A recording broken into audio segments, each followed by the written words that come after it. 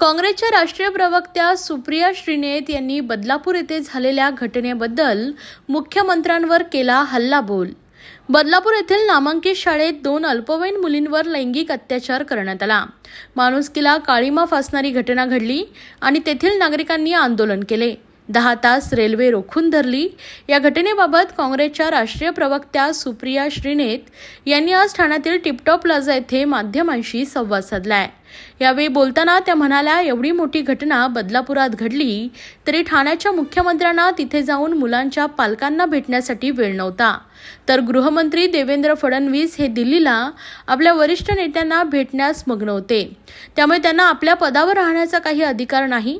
तसेच हे 3 तिकडा सरकार जास्त दिवस चालणार नाही।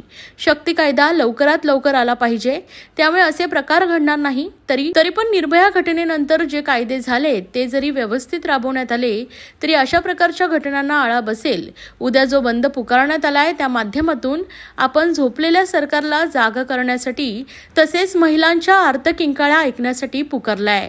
उद्याचा जो बंद आहे त्यासाठी ठाण्यात नाना पटोले उपस्थित राहणार आहेत आणि त्या बंदचं नेतृत्व करणार आहे, असंही त्यांनी यावेळी पत्रकार परिषदेत सांगितलंय।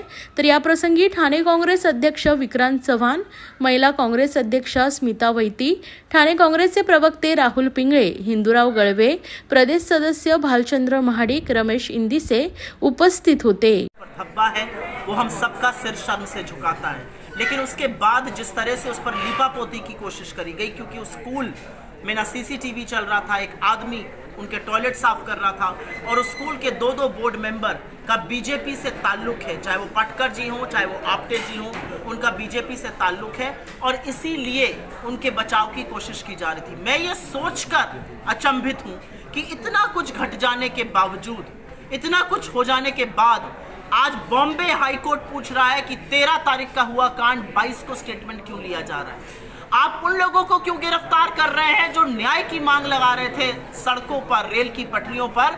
और मुझे ये सोचकर आज भी विस्मय होता है, मैं हतप्रभ हूं ये सोचकर कि थाने के लोकल जो यहां से चुने हुए विधायक और अब इस प्रदेश के मुख्यमंत्री एकनाथ शिंदे जी के पास इतना वक्त नहीं है कि वो बदलापुर जाकर उन बच्चियों के परिवारों से मिले, उन बच्चियों से मिले, उनकी टोलें, उनके दर्द को साझा करें, उनको न्याय की आशा और उम्मीद जताएं। ये सवाल है और हम इस मंच से मांग करते हैं कि एकनाथ शिंदे और देवेंद्र फडणवीस को अपने पद पर रहने का कोई हक नहीं है। एक सतारा के लग्जरी रिजॉर्ट में वक्त बिता रहे थे जब ये हो रहा था, एक दिल्ली में जी हजूरी कर रहे थे अपने आकाओं की। तो ये बंदर बाट करके जो तिगाड़ी सरकार चल रही है, इसका अंत बहुत निकट है, लेकिन इसका खामियाजा इस प्रदेश की छोटी छोटी नाबालिग बेटियों को झेलना पड़ रहा है।